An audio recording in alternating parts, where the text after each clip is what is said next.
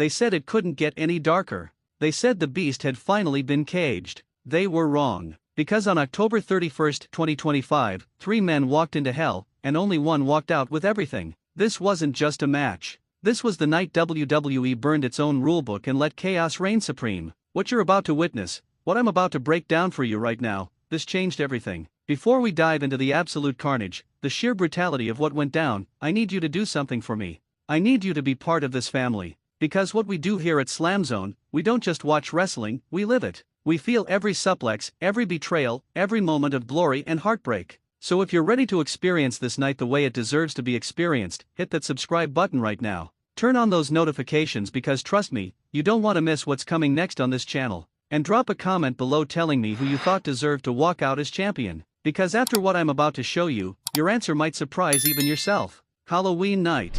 The lights in the arena are pulsing red and orange, casting these demonic shadows across 20,000 screaming fans who know they're about to witness something they'll tell their grandchildren about. The championship is hanging above the ring, glinting under those lights like a golden promise that only one of these 3 warriors can claim. And here's what makes this so perfect, so beautifully cruel: these 3 men. They've been tearing each other apart for years. Roman Reigns, the tribal chief who ruled WWE with an iron fist for over 1,000 days, who made grown men acknowledge him or suffer the consequences. CodyRhodes, the American nightmare who crawled out of the shadow of his father's legacy and finished his story by dethroning Roman at WrestleMania. And Brock Lesnar, oh man, Brock Lesnar. The beast incarnate. The most dangerous human being to ever step foot in a WWE ring. A man who doesn't care about stories or legacies. He just wants to hurt people and take what he believes is rightfully his. Now here's the thing that nobody was talking about going into this match. Roman hadn't held that title in months. For the first time in years, he wasn't the center of the WWE universe.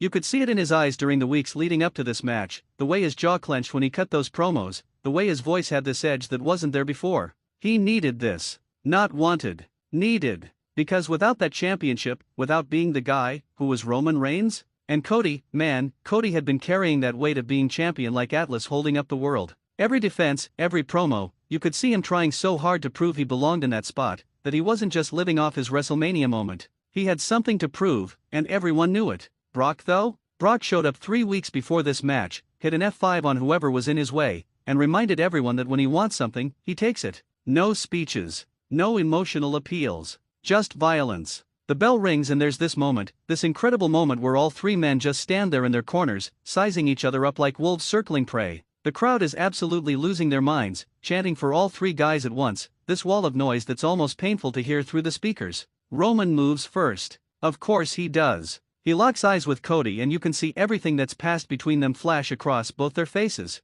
WrestleMania. The bloodline. The story that supposedly ended. Roman charges and Cody meets him in the center of the ring and they're just throwing bombs at each other, these stiff punches that you can hear connecting, and the crowd is on its feet because this is what they came to see. But they forgot about the beast. Brock just walks over, grabs both of them, and sends them flying with a double German suplex that nearly dumps them on their heads. The impact, you can feel it through the screen. Cody and Roman hit the mat and roll out of the ring immediately because they're smart enough to know you don't stand and trade with Brock Lesnar. You survive him. And now Brock is in that ring alone, bouncing on his feet, the terrifying smile on his face, and Paul Heyman is on the outside just screaming at the top of his lungs about how his client is going to devour both of them. The atmosphere is electric. The fear is real. Cody slides back in first and he's trying to use his speed, hitting Brock with these quick strikes, a dropkick that barely moves the beast. Roman's on the apron, calculating, waiting for his moment like the strategic genius he's always been. Cody hits the ropes, goes for a disaster kick, and Brock just catches him in midair, spins him around, and plants him with a thunderous spine buster that shakes the ring.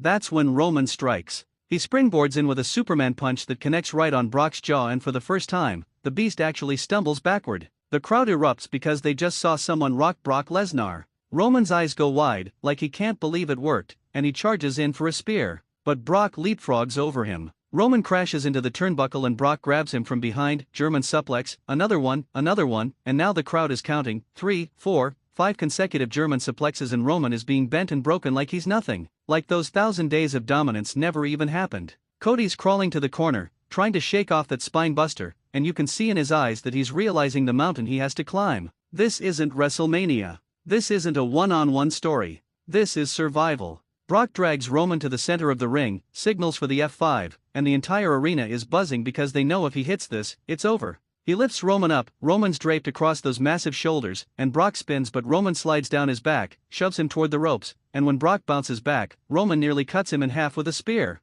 The referee slides in for the count. 1, 2, and Cody breaks it up with a diving elbow drop to Roman's back. The crowd can't believe it. They're torn between cheering and groaning because everyone wanted to see where that would go. Cody pulls Roman up, hits him with a Cody cutter, covers him. 1, 2. Brock pulls Cody off and tosses him across the ring like he weighs nothing. This is the chaos. This is three men who want it so badly they can taste it, and every single one of them knows that one mistake means losing everything. Real quick, before we get to what happens next, and trust me, you do not want to miss what's coming, make sure you're showing SlamZone some love. Hit that like button because it helps us bring you more incredible breakdowns like this one every single week. Share this video with your wrestling buddies who need to relieve this insanity. And seriously, subscribe and turn on notifications because we've got some massive videos coming up that are going to blow your mind. Now back to this absolute war. All three men are down. The referee is checking on them. The crowd is chanting "This is awesome" so loud you can barely hear yourself think.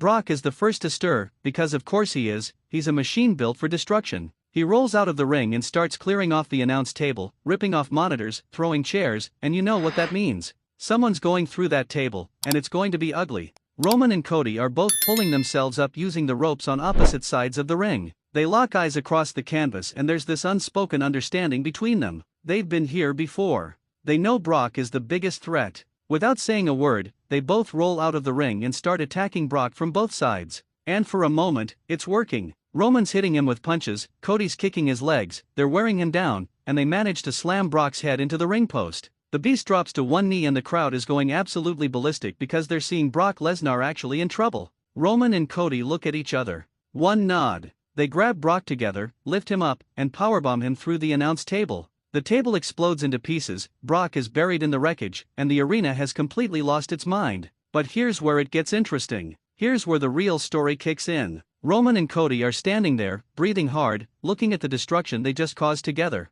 And then Roman looks at Cody with this expression, this look that says "It's me and you now." They slide back into the ring and now it's personal. Now it's about unfinished business. Roman goes for a Superman punch but Cody ducks, hits the ropes, comes back with a beautiful disaster kick that connects flush. Roman's rocked. Cody's feeling it now, he's feeding off the energy, and he hits the CodyRhodes. The crowd is screaming for him to cover Roman. 1, 2, THR no. Roman gets his shoulder up and the entire building groans in disbelief. Cody can't believe it. He's running his hands through his hair, looking at the referee like, what do I have to do? He pulls Roman up, going for another CodyRhodes, but Roman shoves him off, grabs him for a rock bottom. Wait, no. Cody elbows out of it, spins around, another CodyRhodes attempt, but Roman blocks it, pulls Cody in, and plants him with a devastating Carnage slam. Both men are down. The referee is counting. The crowd is losing their minds. And then, Brock Lesnar slides into the ring. He's covered in announce table debris, there's a cut above his eye bleeding down his face, and he looks furious.